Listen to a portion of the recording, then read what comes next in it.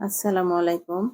আজ বান্ধবীর secret recipe আপনাদের সাথে শেয়ার করব। বান্ধবী এখানে মুরগির কিমার সাথে দিয়েছে একটি ডিম, সামান্য কাবাব মসলা, শুকনা মরিচের গুঁড়া, সামান্য লবণ, কাঁচা মরিচ কুচি এবং পেঁয়াজের বেরেস্তা দিয়ে সুন্দর একটি কিমার পুর তৈরি করে নিয়েছে। সেই পুরের মধ্যে একটি আস্ত ডিম দিয়ে একটা বল তৈরি করে এটা এবার কর্নফ্লাওয়ারে ভালোভাবে গড়িয়ে নিল।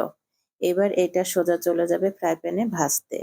এবার এটা খুব বেশি না, হালকা ব্রাউন কালার করে ভেজে উঠিয়ে নিতে হবে। এবার ওই তেলের মধ্যে সামান্য ঘি দিয়ে তার মধ্যে দিয়ে দিচ্ছে পেঁয়াজ। এখানে পেঁয়াজের পরিমাণ ১ কাপ পরিমাণ পেঁয়াজ আছে।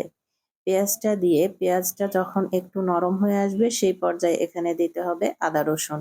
এখানে ২ টেবিল চামচ পরিমাণ আদা রসুন পেঁয়াজের সাথে খুব ভালোভাবে মিশিয়ে নিতে হবে। সাথে দিয়েছে লবণ, সামান্য পানি দিয়ে মশলাটা ভালোভাবে কষিয়ে নিতে হবে।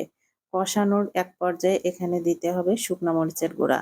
শুকনা মরিচের গুঁড়া এখানে আপনারা আপনাদের পছন্দ অনুযায়ী দিতে পারেন। এখানে সে ২ টেবিল চামচ পরিমাণ শুকনা মরিচের গুঁড়া দিয়েছে, সাথে দিয়েছে কিছু কাঁচা মরিচ। এখানে ঝালটা আপনারা আপনাদের ইচ্ছা মতো ব্যবহার করতে পারেন। প্রত্যেকটা মশলা খুব ভালোভাবে যখন কষানো হয়ে গেছে সেই পর্যায়ে এখানে দিয়েছে টমেটো সস। এখানে সসের পরিমাণটা একটু বেশি লাগবে। এখানে ৪ টেবিল চামচ পরিমাণ টমেটো সস দেওয়া আছে। এবার টমেটো সসের সাথে প্রত্যেকটা মসলা খুব ভালোভাবে কষিয়ে নিতে হবে। আসলে বন্ধু এমন একটি শব্দ যার কোনো বিভাজন হয় না। যে বন্ধুত্বে বিভাজন করে তারা আসলে বন্ধুই না। বন্ধু মানেই তো মনের মিল। মনের মিল হয়ে গেলে সেই বন্ধুত্ব আসলে কখনোই ভাঙে না। আর এটা আমাদের সেই বন্ধুত্বেরই একটা বহিঃপ্রকাশ। আমরা সমস্ত বন্ধুরা মাসে একবার করে মিলিত হই। আর এটা সেই বন্ধুদের মধ্যেই একটি প্রিয় বন্ধুর রেসিপি। এটা আমার খুবই প্রিয় একজন মানুষ, রিনা আপার রেসিপি। রিনা আপাকে অসংখ্য ধন্যবাদ তার এই সিক্রেট রেসিপি আমাকে দেয়ার জন্য। আর এই কারণেই আমি এই রেসিপিটি আপনাদের মাঝে শেয়ার করতে পেরেছি। অসম্ভব মজাদার রেসিপিটি। কথা বলতে বলতে এখানে আপা আরও যোগ করেছে কালো গোলমরিচের গুঁড়া এবং কর্নফ্লাওয়ার। এখানে হাফ কাপ পানির মধ্যে ৪ টেবিল চামচ কর্নফ্লাওয়ার দিয়ে সেই মিশ্রণটি শেষের দিকে এখানে দিয়ে দেওয়া হচ্ছে।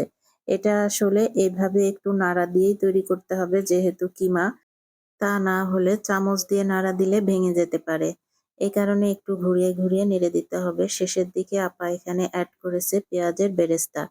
পেঁয়াজের বেরেস্তাটা দেবার পরে তৈরি হয়ে যাবে অসম্ভব মজাদার কিমা ডিমের কাবাব কারি। অসম্ভব টেস্টি হয় এটা, সত্যি না খেলে বোঝা যাবে না। আপনারা অবশ্যই এইভাবে এই রেসিপিটা একবার তৈরি করে খেয়ে দেখবেন। রেসিপিটা ভালো লাগলে লাইক, কমেন্ট, শেয়ার দিয়ে পাশে থাকবেন। আল্লাহ হাফেজ।